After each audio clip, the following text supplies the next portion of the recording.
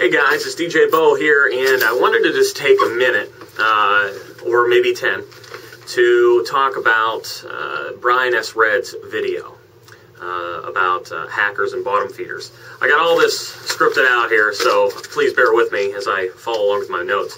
First off, I want to start by saying I used the title, Brian S. Red has BS, because I wanted to get your attention. BS stands for brilliant stuff. And basically, Brian doesn't need me to defend his recent video or anything on hackers and bottom feeders and so forth, because he's a man of great thoughts and great ways to word things, okay?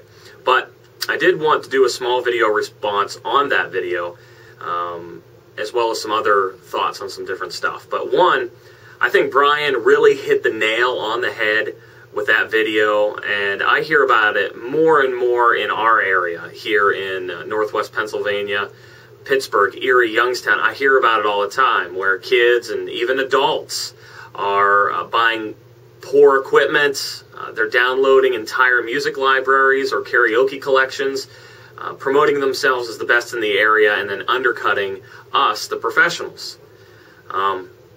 It happens all the time here and in other markets all around the world.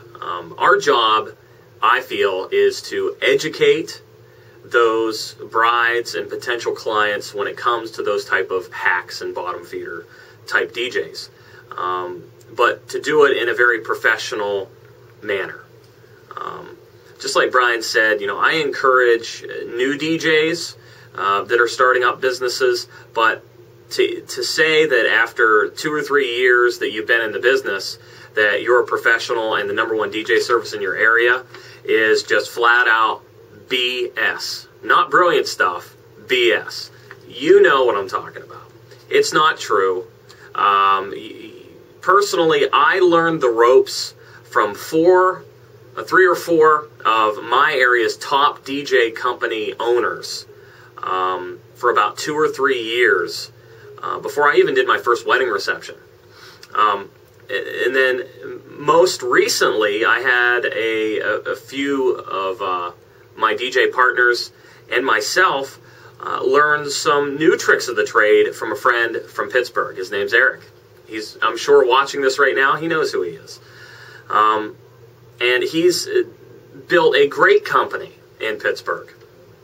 I've incorporated some of those things that I've learned from all those other DJs and from Pittsburgh into my company.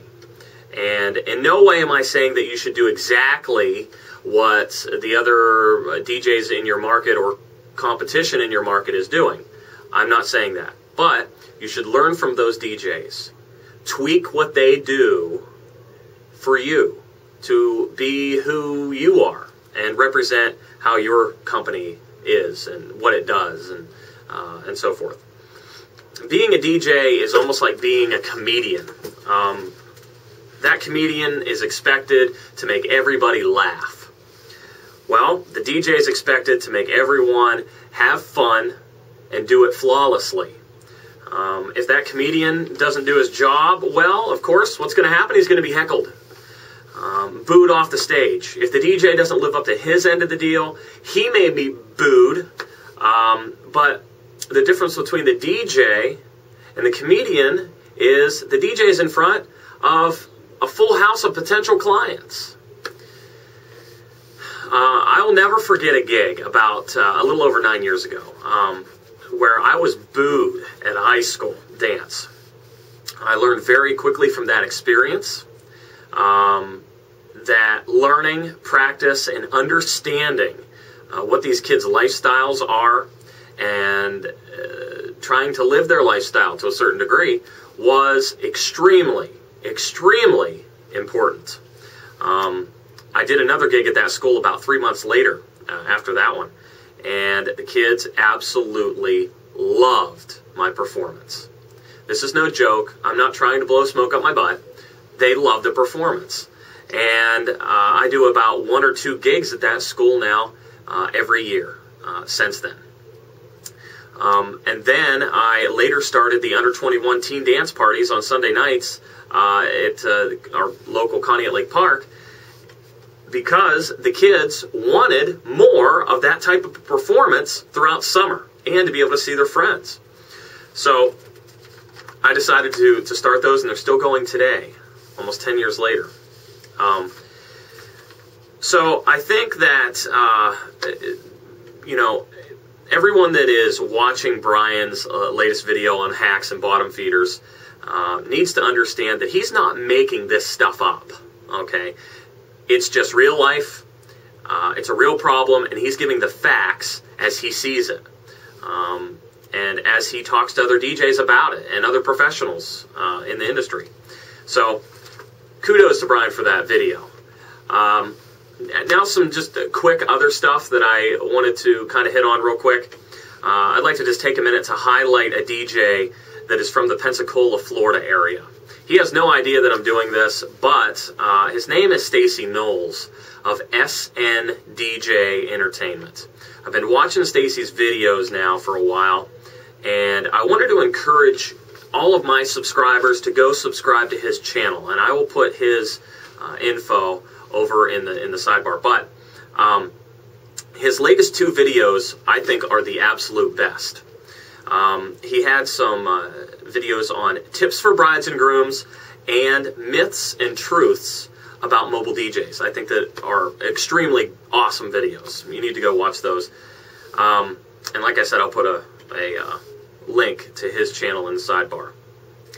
Also, I'd like to invite everyone to subscribe to YouTubeDJs.com, YouTubeDJs.net. Either one of those, it's the same site.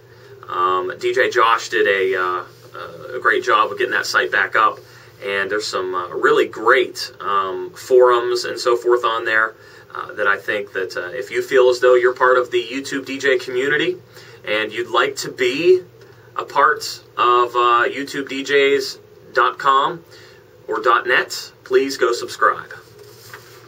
One other thing I'll be discussing in a later video is how I interact at my events, whether it's weddings, teen dances, or corporate events. The biggest compliment that I get from clients is how I interact with the guests. And from kids is how I interact and do different games that they like.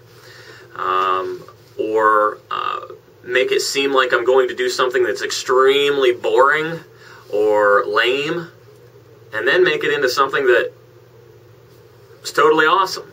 I'm going to have videos on those very soon.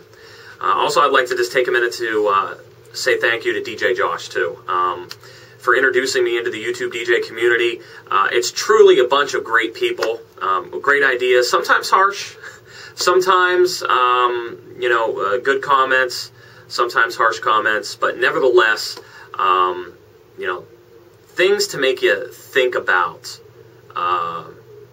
what you're doing at your gigs and so forth, what you're doing with your business in some of those comments, and I appreciate every single one of them, positive or not.